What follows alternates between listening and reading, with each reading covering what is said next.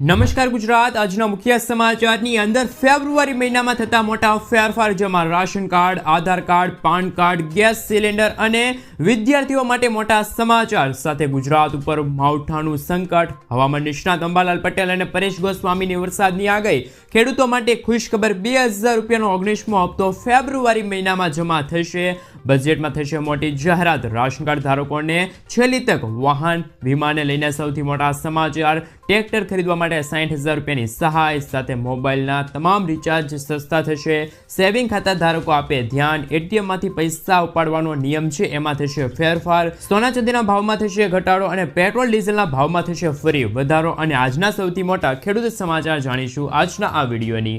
મિત્રો, દરેક સમાચાર, દરેક માહિતી જણાવું એ પહેલા ગુજરાતના જે પણ મિત્રો ચેનલ પર જો પહેલી વાર આવ્યા હોય તો મિત્રો ખાસ કરીને વિડીયોને એક લાઇક કરી ચેનલને સબસ્ક્રાઇબ કરવાનું ભૂલતા નહીં. સાથે આજનો આ વિડીયો છે જેને અંત સુધી જોતા રહેજો. મિત્રો, તેના તાજા અને હવામાન સમાચાર વિશે વાત કરીએ તો હવામાન નિષ્ણાત અંબાલાલ પટેલની આગાહી.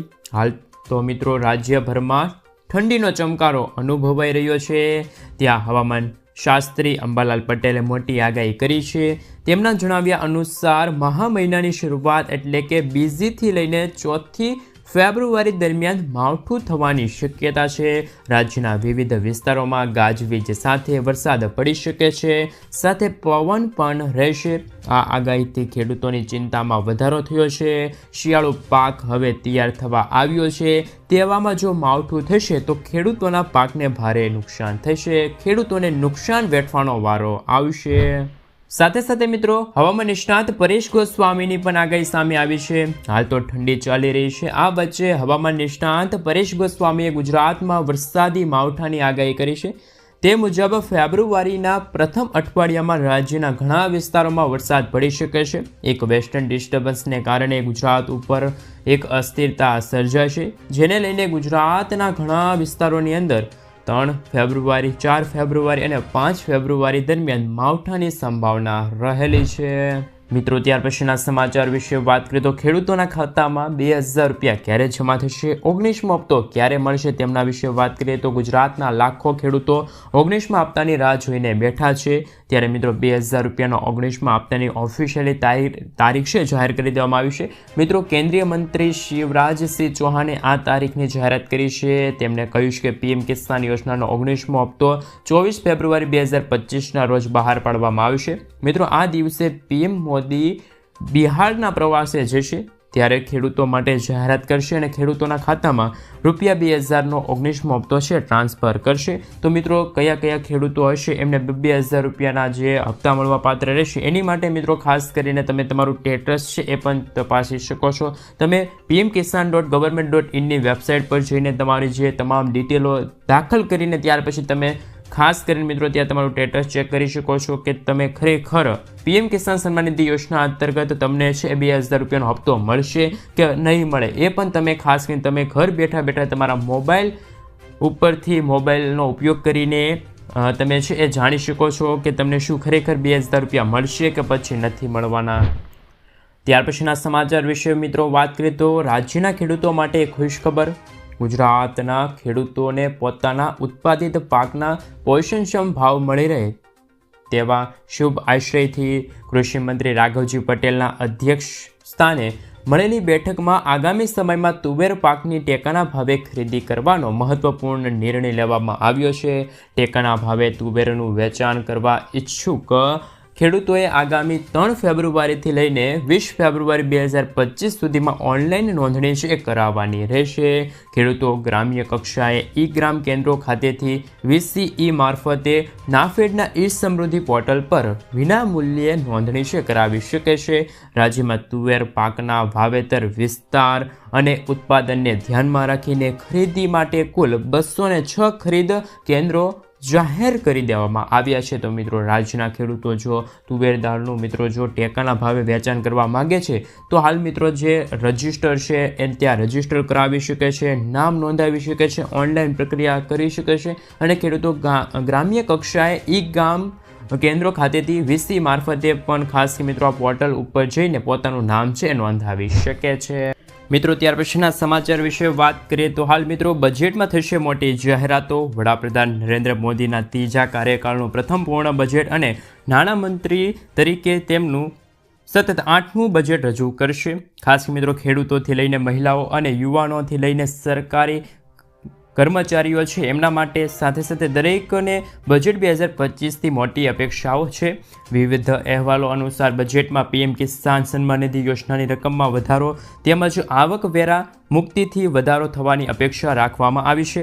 તો ચાલો જાણી લઈએ કે સામાન્ય લોકો માટે બજેટમાં કઈ જાહેરાતો થવા જઈ રહી છે. તો મિત્રો સૌપ્રથમ વાત કરીએ તો આવકવેરો મુક્તિની શક્યતા. બિઝનેસ સ્ટાન્ડર્ડ સરકારી સૂત્રોને ટાંકીને જણાવ્યું છે કે આ વખતે બજેટમાં નવી કર પ્રણાલી હેઠળ 10 લાખ રૂપિયા સુધીની વાર્ષિક આવકને કર મુક્ત કરી શકાશે.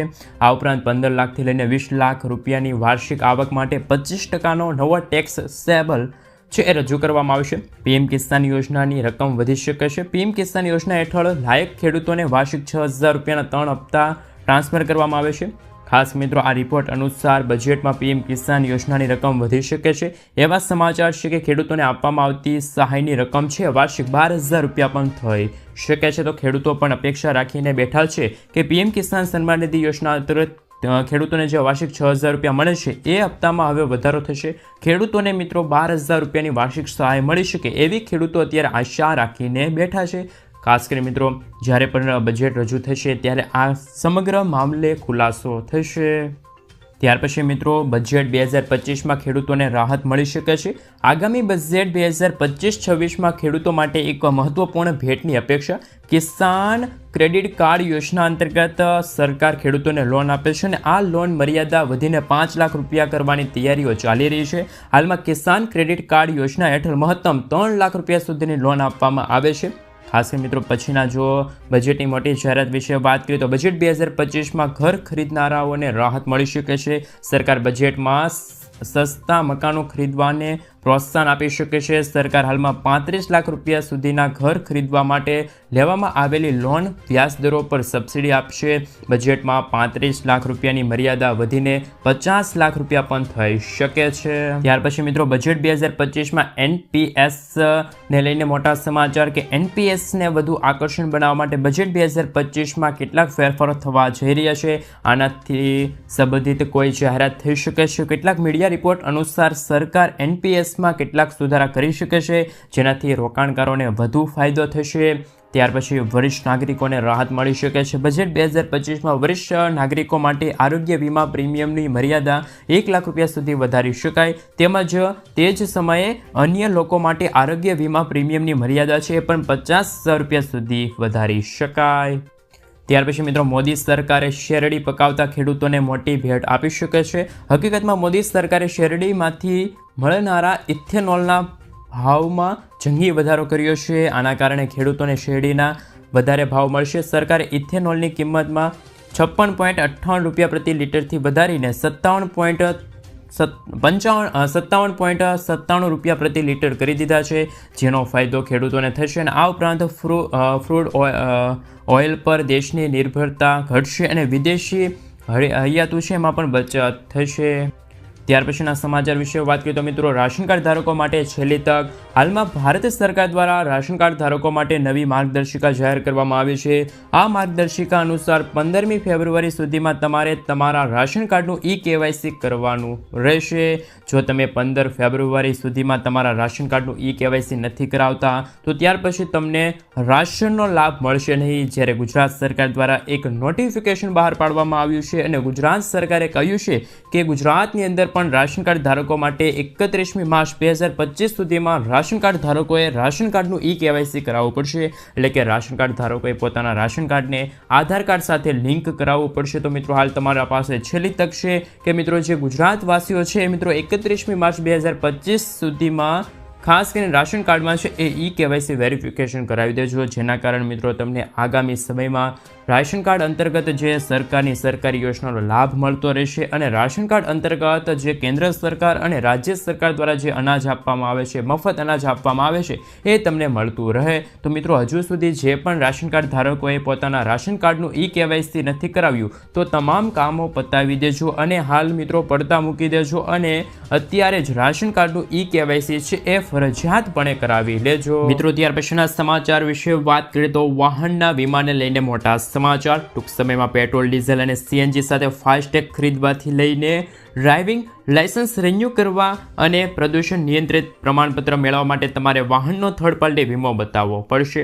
નાના મંત્રાલયે માર્ગ મંત્રાલયને થર્ડ પાર્ટી ઇન્સ્યોરન્સને પ્રોત્સાહન આપવા માટે આ પગલાં લેવા જણાવ્યું છે. એટલે કે તમારી પાસે કોઈ પણ વાહન છે, જેમ કે 2 વ્હીલર હોય, 4 વ્હીલર હોય, ટ્રેક્ટર, રિક્ષા હોય, મિની ટ્રેક્ટર હોય અથવા તો JCB હોય અથવા તો કોઈ પણ વાહન હોય, તો એ વાહનનો થર્ડ પાર્ટી વીમો તમારી પાસે હોવો જરૂરી છે. અને તો જ તમે આવનારા દિવસોની અંદર પેટ્રોલ, ડીઝલ, CNG અને ફાસ્ટેગ ખરીદવાથી લઈને ડ્રાઇવિંગ લાયસન્સ રિન્યૂ કરવાની પદ્ધતિ છે એ સરળતાથી તમે કરી શકો છો. તો મિત્રો, હાલ દરેક ખાસ કરીને વાહન ચાલકો માટે સૌથી મોટા સમાચાર કે તમારી પાસે ફરજિયાતપણે વાહનનો વીમો હોવો જોઈએ. મિત્રો, ત્યાર પછીના સમાચાર વિશે વાત કરીએ તો આજના સૌથી મોટા ખેડૂત સમાચાર. આજે રાજકોટ માર્કેટિંગ યાર્ડમાં કપાસ, ઘઉં, બાજરી, જુવાર, મગફળી, તલ, સફેદ સોયાબીન અને જીરુની આવક થઈ હતી. આજે રાજકોટ માર્કેટિંગ યાર્ડમાં કપાસની 4200 ક્વિન્ટલ આવક થઈ હતી, જેમાં એક મણના ખેડૂતોને ભાવ 1350થી લઈને 1460 રૂપિયા સુધી મળ્યા છે. તેમજ જાડી મગફળીની 800 અને ઝીણી મગફળીની 1000 ક્વિન્ટલ આવક થઈ હતી. જાડી મગફળીના ખેડૂતોને 870થી લઈને 1180 રૂપિયા અને ઝીણી મગફળીના ખેડૂતોને 890થી લઈને 1300 રૂપિયા સુધી ભાવ છે મિત્રો મળ્યા છે. આ સિવાય રાજકોટ માર્કેટિંગ યાર્ડમાં સોયાબીનની પણ 1380 ક્વિન્ટલ આવક થઈ હતી, જેના એક મણના ખેડૂતોને ભાવ 770 રૂપિયાથી લઈને 836 રૂપિયા સુધી મળ્યા છે. તેમજ લસણની પણ 1100 ક્વિન્ટલ આવક થઈ હતી, જેના એક મણ ખેડૂતોને ભાવ 1500થી લઈને 4000 રૂપિયા સુધી ભાવ બોલાયા છે. તેમજ કાળા તલની પણ 300 ક્વિન્ટલ આવક થઈ હતી, જેમાં એક મણ ખેડૂતોને ભાવ 3200થી લઈને 5200 રૂપિયા સુધી ભાવ ખેડૂતોને મળ્યા છે.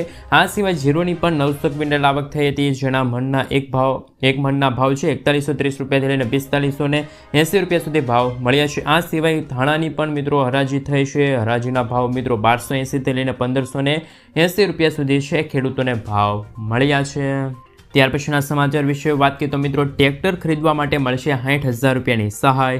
રાજ્ય સરકાર દ્વારા ખેડૂતોને આર્થિક રીતે મદદ કરવા માટે અનેક યોજનાઓ અમલમાં મૂકવામાં આવી છે, જેમાંથી એક યોજના છે ટ્રેક્ટર સહાય. આ યોજના રાજ્ય સરકાર દ્વારા શરૂ કરવામાં આવી છે. રાજ્ય સરકારના કૃષિ અને ખેડૂત કલ્યાણ અને સહકાર વિભાગ દ્વારા ખેડૂતો માટે AGR 50 ટ્રેક્ટરને ખેડૂતોને ટ્રેક્ટર ખરીદવા માટે સહાય આપવામાં આવશે. જેમાં પહેલું છે 40 HPના જે હોર્સ પાવર સુધીની ક્ષમતાવાળા ટ્રેક્ટર હોય, મોડલ હોય, એના ખર્ચના 25% અથવા તો 45,000ની મર્યાદામાં બેમાંથી જે ઓછું હોય એ સરકાર માન્ય મોડલની ખરીદી કરી શકાશે. બીજું છે 40 PTO એટલે કે મિત્રો હોર્સ પાવરથી વધુ અને 60 PTO હોર્સ પાવર સુધીના જે મોડલ માટે ખર્ચના 25% અથવા તો 60,000 રૂપિયાની મર્યાદામાં બેમાંથી જે ઓછું હશે એ સરકાર માન્ય મોડલ આધારિત ખરીદવાનું રહેશે. સાથે સાથે મિત્રો એવા સમાચાર છે કે ખેડૂતો છે એ રાજ્ય સરકારની આ યોજનાનો લાભ લઈ શકે છે. ગુજરાતના તમામ ખેડૂત મિત્રો આ યોજનાનો લાભ લઈ શકે છે. તમામ ખેડૂતો માટે આ સૌથી મોટા સારા સમાચાર છે. તેમજ આ સહાયનો લાભ મેળવવા માટે ખેડૂતોએ 7/12નો દાખલો, આધાર કાર્ડ તેમજ બેંક પાસબુક તેમજ રદ કરેલા ચેક ઓનલાઈન અરજી કરતી વખતે અપલોડ કરવાના રહેશે. ખેડૂતો ટ્રેક્ટર સહાયનો લાભ મેળવવા માટે જે iKheduત.gujarat.government.in વેબસાઇટ પર જઈને પોતાનું નામ છે નોંધાવી શકે છે. તો ખેડૂતો માટે પણ હાલ ટ્રેક્ટર ખરીદવું હોય જે પણ ખેડૂત મિત્રોને તો આજે જ અરજી કરી શકો છો. તમારી પાસે એક છેલ્લી તક છે કે તમારે જો ટ્રેક્ટરની જરૂર છે ખેડૂત મિત્રો છે એ તમે આજે જ આ ટ્રેક્ટર સહાય યોજના અંતર્ગત છે એ તમે લાભ લઈ શકો છો, નામ નોંધાવી શકો છો. ત્યાર પછીના સમાચાર વિશે વાત કરીએ તો મિત્રો, સેવિંગ ખાતા ધારકો આપે ધ્યાન. 1 ફેબ્રુઆરી 2025થી સેવિંગ એકાઉન્ટમાં ન્યૂનતમ બેલેન્સ જાળવવાની રકમ વધારી દેવામાં આવી છે. હવે SBI ખાતા ધારકોએ પોતાના ખાતામાં ઓછામાં ઓછી 5,000 રૂપિયા રકમ ફરજિયાત રાખવી પડશે, જે પહેલાં 3,000 રૂપિયા હતી.